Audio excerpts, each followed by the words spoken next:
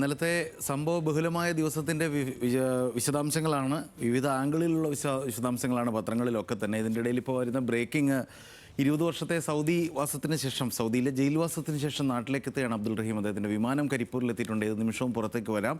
അങ്ങനെയാണെങ്കിൽ ആ നിമിഷം തന്നെ ആ ദൃശ്യങ്ങൾ പ്രേക്ഷകർക്ക് മുമ്പിലെത്തും. ഏതായാലും തൽക്കാലം നമുക്ക് വാർത്തകളിലേക്ക് നോക്കി തുടങ്ങാം. മാതൃഭൂമിയിൽ ഇടിയല്ല ഇഡി എന്നാണ് അവരുടെ ഹെഡ്ലൈൻ. പിണറായി വിജയൻ്റെ വീട്ടിൽ റെയ്ഡിനെത്തിയ ഇ.ഡി. ഉദ്യോഗസ്ഥർക്ക് നേരെ CPM ആക്രമണം ഉണ്ടായ കാര്യമടക്കം അതിൻ്റെ ആ ഒരു വാർത്താ ചിത്രമടക്കം മുമ്പിലുണ്ട്. റെയ്ഡ് കഴിഞ്ഞ പ്രതിപക്ഷ നേതാവ് പിണറായി വിജയൻ്റെ തിരുവനന്തപുരത്തെ വാടക വീടിന് പുറത്തേക്ക് ഇ.ഡി. ഉദ്യോഗസ്ഥർ വരുന്ന സമയത്ത് ആ നടന്ന ആക്രമണത്തിൻ്റെ ഒരു നിശ്ചല ദൃശ്യം, ഒപ്പം അതിവേഗത്തിൽ ഇ.ഡി. ആ സമയക്രമം, ഇന്നലത്തെ രാവിലത്തെ ടൈം ലൈൻ 9 മണി, 9:10, 3 മണി, 6 മണി, അങ്ങനെ 8.5 മണിക്കൂറോളം നീണ്ട ആ സമയത്ത് ഓരോ സമയത്തും സംഭവിച്ച കാര്യങ്ങളൊക്കെ മാതൃഭൂമി മുൻ പേജിൽ പറയുന്നു. രണ്ടാമത്തെ പേജിലും പ്രധാന വാർത്ത ഇത് തന്നെയാണ്. ഇ.ഡി. എത്തി പിണറായിയിൽ എന്നാണ്. വീണ്ടും രക്ഷാപ്രവർത്തനം എന്നാണ് അതിൻ്റെ ഉപതലക്കെട്ട് കൊടുത്തിരിക്കുന്നത്.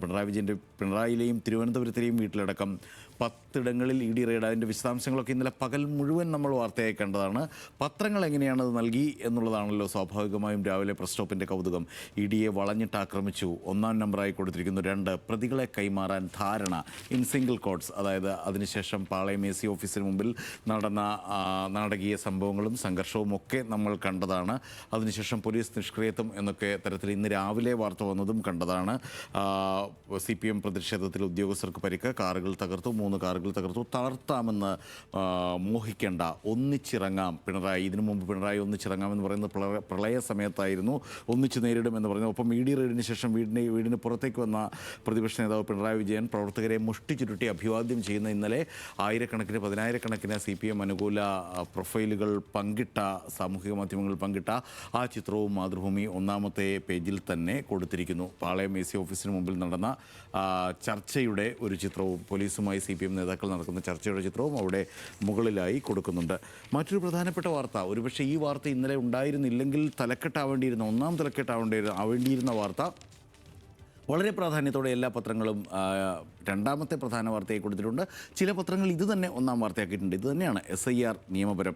വോട്ടർ പട്ടികയ്ക്കായി തെരഞ്ഞെടുപ്പ് കമ്മീഷന് പൗരത്വം പരിശോധിക്കാമെന്ന് സുപ്രീം കോടതി നടത്തിയ സുപ്രധാന വിധി, ദൂരവ്യാപക പ്രത്യാഘാതങ്ങളും തുടർചലനങ്ങളും ഒക്കെ ഉണ്ടാക്കിയേക്കാവുന്ന ആ വിധിയുടെ വാർത്തയെ 1-ാമത്തെ വളരെ പ്രധാനപ്പെട്ട വാർത്തയായിട്ട് കൂട്ടി. കേരളത്തെ സംബന്ധിച്ച് നമുക്ക് ഇലക്ഷന് ശേഷം ഏറ്റവും പ്രധാനമായിട്ട് വന്നത് ഇ.ഡിയുടെ പിണറായിയുടെ വീട്ടിലടക്കം നടത്തിയ റെയ്ഡ് ആയതുകൊണ്ട് മാത്രം 2ാമതായി പോയ വാർത്ത. തെരഞ്ഞെടുപ്പ് കമ്മീഷൻ വോട്ടർ പട്ടിക അതായത് SIR പരിഷ്കരണം നിയമപരമാണെന്ന് സുപ്രീം കോടതി പറഞ്ഞ വിശദമായ വാർത്ത നൽകിയിട്ടുണ്ട് മാതൃഭൂമി 2ാമതായി. ഇനി മാതൃഭൂമിയുടെ എഡിറ്റ് പേജിലേക്ക് പോവുകയാണെങ്കിൽ ഇന്ന് MP വീരേന്ദ്രകുമാറിൻ്റെ 6ാം ചരമവാർഷികമാണ്. കാലാതിവർത്തി എന്നാണ് തലക്കെട്ട്. കെ മധു എഴുതിയ ലേഖനം. MP വീരേന്ദ്രകുമാർ ജ്വലിക്കുന്ന ഓർമ്മയായിട്ട് 6 വർഷം. പ്രവാചക സ്വഭാവമുള്ള വാക്കുകൾ ഉരുവിട്ട ദീർഘദർശി, സചേതനമായ ഓർമ്മകളെക്കുറിച്ചുള്ള വിശദമായ ഒരു ലേഖനമാണുള്ളത്. കാലത്തെ അതിജീവിച്ച മനുഷ്യർ 2 വിധമുണ്ട്. വാളും തോക്കും ടാങ്കുകളും ഗ്യാസ് ചേമ്പറുകളുമായി പേടി പടർത്തിയവർ. സ്നേഹവും വിനയവും അറിവുമായി തലമുറകളിലേക്ക് പടർന്നവരാണ് 2ാമത്തെ കൂട്ടർ. ആദ്യത്തെ കൂട്ടർ അടിമത്തത്തെ അവകാശമായി കണ്ടു. പിൻതലമുറകളിൽ നിന്ന് വെറുപ്പിൻ്റെ ചുമടുകൾ അത്രയും ഏറ്റുവാങ്ങി.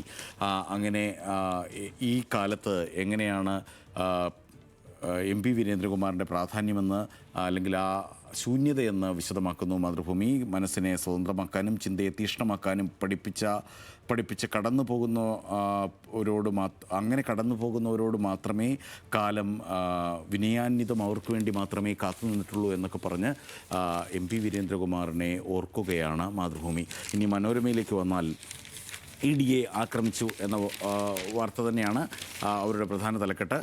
DK കർണാടക മുഖ്യമന്ത്രിയാവും. 2 മുൻപേജുകളുണ്ട് ഇന്ന്. അതായത് ഇപ്പോൾ 1-ാം പേജും 3-ാം പേജും മുൻപേജുകളാകാറുണ്ടല്ലോ അടുത്തിടെയായി. DK കർണാടക മുഖ്യമന്ത്രിയാവുന്ന കഴിഞ്ഞ ദിവസം വന്ന വാർത്ത. ഒപ്പം 2ാമത്തെ പേജിലെ ഏറ്റവും പ്രധാനപ്പെട്ട ലേഔട്ടിൽ പ്രാധാന്യം കൊടുത്ത് തന്നെ നൽകിയിരിക്കുന്നത് എക്സാലോജിക് കേസ്. പിണറായിയുടെ വീടുകളിൽ റെയ്ഡ്, ഇ.ഡിയെ ആക്രമിച്ചു. ഒരു കൗതുകം ശ്രദ്ധിച്ചത്, ഈ മാസപ്പടി എന്ന പ്രയോഗം കൊണ്ടുവന്നത് മനോരമയായിരുന്നു. മാസപ്പടിയും അങ്ങനെയായിരുന്നു മനോരമ ഉപയോഗിച്ചിട്ടുള്ളത്. പിന്നീട് മറ്റ് മാധ്യമങ്ങളൊക്കെ ആ പ്രയോഗം ഏറ്റെടുക്കുകയും അപൂർവ മാധ്യമങ്ങൾ മാത്രം എക്സാലോജിക് CMRL കേസ് എന്നൊക്കെയാണ് അതിനെ വിശേഷിപ്പിക്കുന്നത്. ഇപ്പോൾ മലയാള മനോരമ എക്സാലോജിക് കേസ് എന്ന് തിരിച്ചു വന്നിരിക്കുന്നു. ഉദ്യോഗസ്ഥരെ തെരുവിൽ നേരിട്ട് CPM പ്രവർത്തകർ കാർ അടിച്ചു തകർക്കുന്ന, കൈകൊണ്ട് അതിൻ്റെ ഗ്ലാസ് അടിച്ച് തകർക്കുന്ന ആ ദൃശ്യവും ആ ചിത്രവും മുൻപേജിൽ തന്നെയുണ്ട്. ഉള്ളിൽ മറ്റൊരു കൗതുകകരമായ തലക്കെട്ട് ഇഡി അടി പിടി എന്നാണ്. ഇഡി മിന്നൽ റെയ്ഡ്, അടി CPM കയ്യേറ്റം, പിടി 5 പേർ അറസ്റ്റിൽ. വിശദമായ വാർത്ത, കാർട്ടൂണുകൾ എന്നിങ്ങനെ തുടങ്ങി മനോരമയിൽ നിറഞ്ഞു നിൽക്കുകയാണ് ഇന്നലത്തെ ED നടപടിയുടെ വാർത്ത. ഒപ്പം പോലീസിന് ഗുരുതര വീഴ്ച. അല്പം അനിരു റിപ്പോർട്ട് ചെയ്ത വാർത്തയാണ്. വാഹനം ആക്രമിക്കാൻ സൗകര്യമൊരുക്കി. പിണറായി വിജയൻ്റെ വീട്ടിൽ ED ഉദ്യോഗസ്ഥർ പരിശോധന നടത്തുമ്പോൾ പുറത്ത് സുരക്ഷ ഒരുക്കുന്നതിൽ പോലീസിന് ഗുരുതര വീഴ്ച സംഭവിച്ചതായി ഇൻ്റലിജൻസ് റിപ്പോർട്ട്. ED ഉദ്യോഗസ്ഥർ എത്തിയ വാഹനം ആക്രമിക്കാൻ CPM, DYFI, SFI പ്രവർത്തകർക്ക് ചില പോലീസ് ഉദ്യോഗസ്ഥർ സൗകര്യം ഒരുക്കിക്കൊടുത്തെന്ന സംശയവും റിപ്പോർട്ടിലുണ്ട്. പോലീസിന് ഗുരുതര വീഴ്ച സംഭവിച്ചതായി ഒരു ചോദ്യചിഹ്നത്തോടു കൂടിയിട്ടാണ് ആ വാർത്ത മനോരമ റിപ്പോർട്ട് ചെയ്യുന്നത്.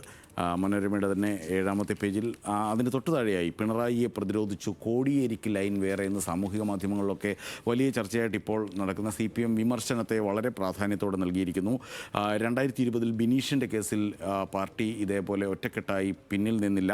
അന്ന് പിണറായി പറഞ്ഞതെന്ത്, അന്ന് കോടിയേരി പറഞ്ഞതെന്ത്, ഇപ്പോൾ MV ഗോവിന്ദൻ പറയുന്നതെന്ത്, ഇപ്പോൾ ബിനീഷ് കോടിയേരി പറയുന്നതെന്ത് എന്നൊക്കെ അടക്കം നിലപാടുകൾക്കുള്ള ന്യായീകരണവും വിമർശനവും ഒക്കെയായി ഇപ്പോൾ വലിയ ചർച്ചാ വിഷയമായിരിക്കുന്ന ആ വാർത്തയെ പ്രാധാന്യത്തോടെ തന്നെ നൽകിയിരിക്കുന്നു മനോരമ.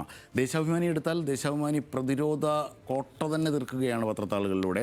1ാമത്തെ പേജിൽ അവരുടെ ദേശാഭിമാനി എന്ന പത്രത്തിൻ്റെ പേരിലേക്ക് തന്നെ ബ്ലീഡ് ചെയ്ത് നിൽക്കുന്ന ചിത്രം കൊടുത്തിട്ട് മോഡി VD ED ഡീലിൽ തകരില്ല എന്നാണ് ദേശാഭിമാനി ഒരു വാർത്ത കൊടുത്തിരിക്കുന്നത്. ഉന്നത ഗൂഢാലോചന, VD ED ഡീൽ, ജനരോഷമാണ് പൊട്ടി എന്ന് തുടങ്ങുന്ന വിശദമായ വാർത്ത. അപ്പോൾ സ്വാഭാവികമായിട്ടും അതിൻ്റെ കണ്ടന്റ് നമുക്ക് ആലോചിക്കാം. ഒന്നും കണ്ടെടുക്കാനായില്ല. അത്തരത്തിലൊക്കെ കൗതുകരമായൊരു AI രേഖാചിത്രമല്ല, ഒരു ചിത്രമുണ്ട്.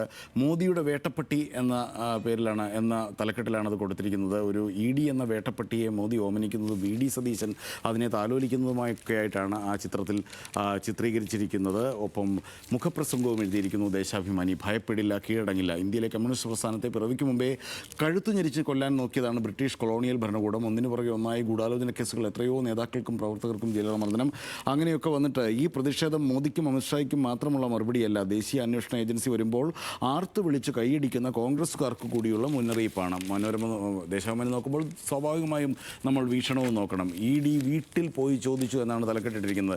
വീട്ടിൽ പോയി ചോദിക്കണമെന്നുള്ള ആ വിവാദ വർത്തമാനം, കമൻ്റ് ഓർമ്മയുണ്ടല്ലോ പിണറായി വിജയൻ്റെ. ക്രിമിനലുകളെ ഇറക്കി ഉദ്യോഗസ്ഥർക്ക് നേരെ വധശ്രമം നടത്തി എന്നാണ് പറയുന്നത്. ഇതേപോലെ തന്നെയാണ് കൊല്ലാൻ ശ്രമം എന്ന് നേരിട്ടാണ് ജന്മഭൂമി എഴുതിയിരിക്കുന്നത്. കലിതുള്ളിയവർക്ക് കൈപൊള്ളി, വധശ്രമം, 7 CPIമാർ അറസ്റ്റിൽ. വധശ്രമത്തിന് കേസെടുത്തു, 12 പ്രതികളുണ്ട്.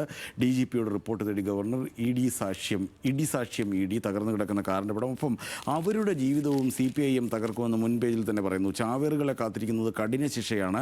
ബംഗാളിൽ 2024 EDയെ ആക്രമിച്ചയാൾ ഇന്നും ജയിലിലാണ് എന്ന് തുടങ്ങി പഴയ ED കേസുകളിൽ EDയെ ആക്രമിച്ച ആളുകൾ ഇപ്പോഴും ജയിലിൽ തുടരുന്ന കാര്യങ്ങൾ CPIM പറയുന്നു. പക്ഷേ അപ്പോൾ 2022 ജൂലൈ 21 ബംഗളൂരുവിലെ ശാന്തിനഗറിലും ശേഷാദ്രിപുരത്തും നടന്ന കാറുകൾ കത്തിച്ച സംഭവം ഉണ്ടല്ലോ. യൂത്ത് കോൺഗ്രസ് പ്രവർത്തകർ സോണിയാഗാന്ധിയെ ED ചോദ്യം ചെയ്യുന്ന സമയത്ത് കാറുകൾ കത്തിച്ചിരുന്നു ബംഗളൂരുവിൽ. ആ കേസിനെ കുറിച്ച് ഏതായാലും വീക്ഷണം മൗനം പാലിക്കുകയാണ്. അതേപോലെ തന്നെ ദേശാഭിമാനിയിൽ നിന്ന് നടന്ന അക്രമത്തെക്കുറിച്ച് അവരും മൗനം പാലിക്കുന്നുണ്ട് കേട്ടോ. ഇനി ചന്ദ്രികയിലേക്ക് വരികയാണെങ്കിൽ ED വലയിൽ പിണറായി, അക്രമം അഴിച്ചുവിട്ട് CPM, ED വേഴ്സസ് ED, ഈ ഒരു രൂപത്തിലാണ് മിക്ക പത്രങ്ങളുടെയും തലക്കെട്ട് ഇന്ന് പോയിരിക്കുന്നത്. മാധ്യമം പക്ഷേ 1ാം പേജിൽ SIR ശരിവെച്ചു എന്ന വാർത്ത തന്നെ പ്രധാന വാർത്തയായി നൽകിയിരിക്കുന്നു.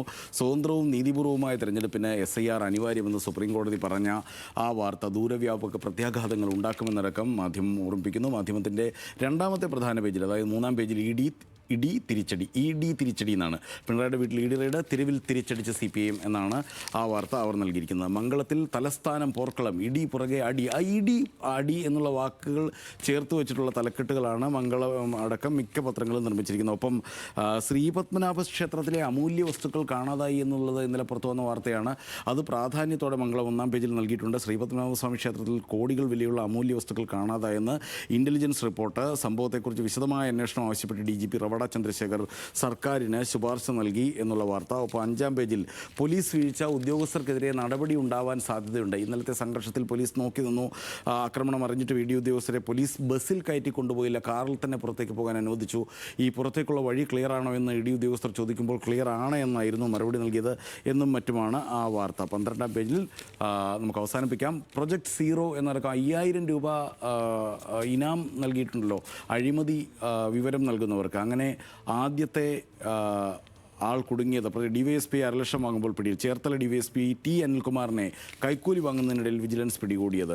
കേന്ദ്രത്തിനായി ED യുടെ രാഷ്ട്രീയ വേട്ടയെന്നാണ് സ്വാഭാവികമായിട്ടും ജനയുഗം. ജന്മഭൂമി നേരത്തെ പറഞ്ഞല്ലോ ED ഉദ്യോഗസ്ഥരെ കൊല്ലാൻ നീക്കം എന്നാണ് പറഞ്ഞിരിക്കുന്നത്. കേരള കൗമുദിയുടെ പിണറായിയുടെ വീട്ടിൽ ED, സുപ്രഭാതം ED വീട്ടിൽ ഇറങ്ങിക്കളിച്ച് ED അടിച്ചു തകർത്ത് പ്രതിരോധമെന്ന് ദീപിക. മിന്നൽ റെയ്ഡ് പ്രതിഷേധം എന്ന് സിറാജ് തലക്കെട്ട് കൊടുക്കുന്നു. എല്ലാ പ്രേക്ഷകർക്കും ബലിപെരുന്നാൾ ആശംസകളോടെ ഇന്ന് പ്രസ് സ്റ്റോപ്പ് തൽക്കാലം അവസാനിക്കുന്നു.